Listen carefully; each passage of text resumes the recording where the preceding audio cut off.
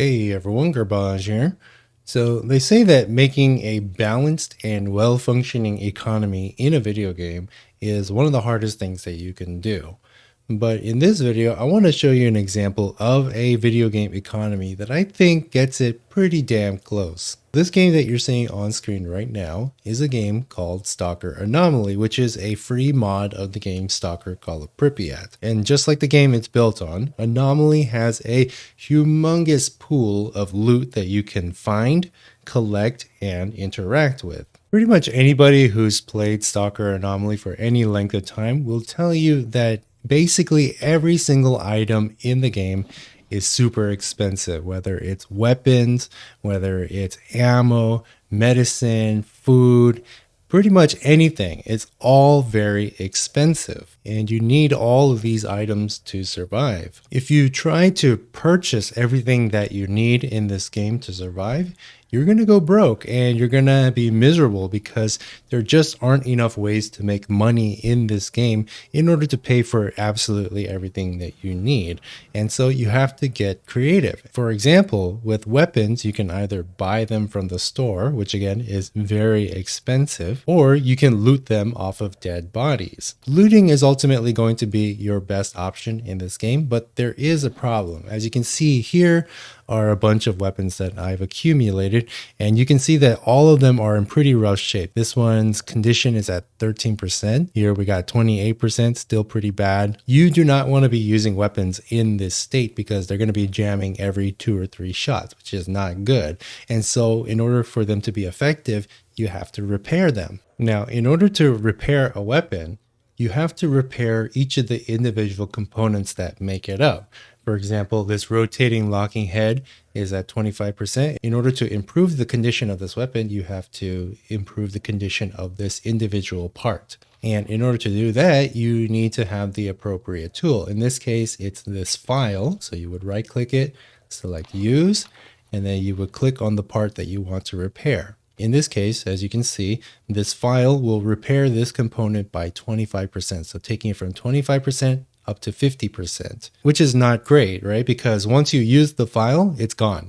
It's a one-time use item. And so you would think that in order to repair that part up to 100%, then you would have to go to the mechanic, buy another file, which is 1,350 rubles, which is not super expensive, but it's still more expensive than it should be. In order to get from 50% up to 100%, you would have to buy 2 of these. And so already it's starting to look like a very expensive proposition just to fix that one component. But thankfully, this is a suboptimal way to do it. So if you right click on the file and you look at the details, it will actually show you a list of items that you can use alongside with it in order to improve the effectiveness of this item. So here we have like various things like kerosene, you have like various gun sprays, you have grease. So I'm pretty sure I have some of that grease in my backpack here. So we'll pull one of these out, we'll pull out the kerosene and we'll take the grease. And so now if we right click and select use, we select the component.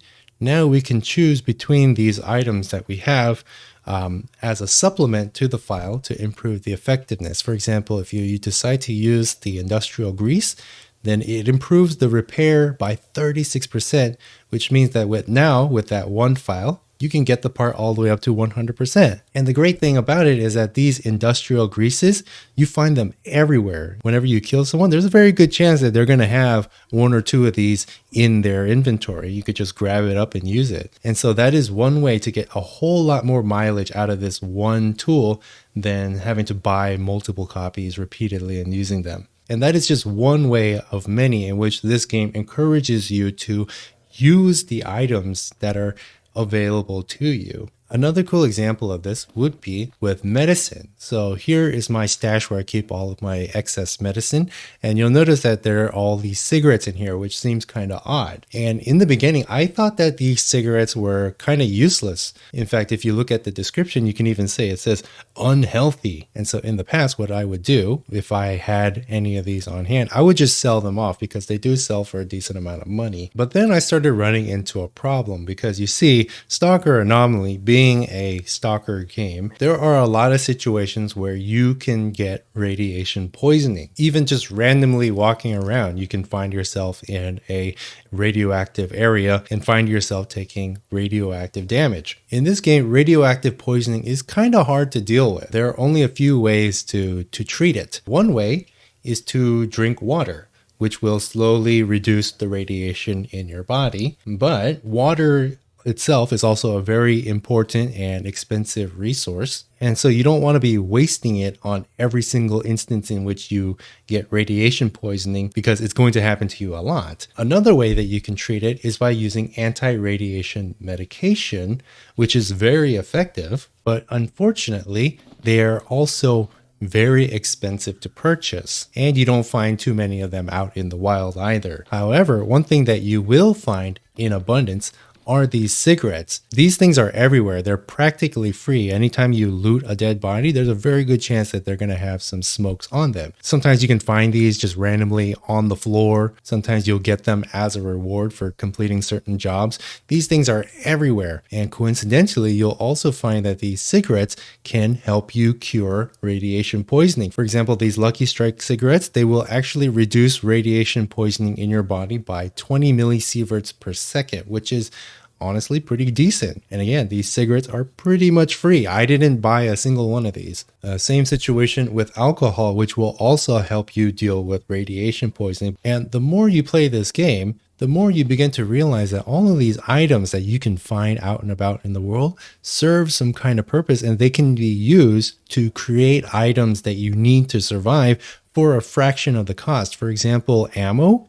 You can create new ammo using these old busted up ammos that you find pretty much everywhere, and it costs you nothing. You know, compare that to buying ammo from the arms dealer. Just to buy 15 rounds of Full Metal Jacket, it costs 1,000 rubles. And if you want to go slightly fancier and get the armor piercing rounds, that's 2,400 rubles. That's a lot of money for 15 rounds. Because it costs so much money to buy everything that you need, the game encourages you to actually take advantage of all of the items that you find in the game. You know, a lot of games out there have large amounts of inventory, but you end up using very little of it. They're designed in such a way that you can play through them basically without any items. In Anomaly, you know, these items are the difference between being broke and miserable and being like a god tier stalker that owns everything, you know? And so the game encourages you to go out and do the fun thing, which is shoot bad guys and steal their loot. And I really appreciate that. Anyways, hope you found this video interesting. Thank you for watching. Like, subscribe, and bell. Links to all of my stuff down in the description below. And as always, have a nice day.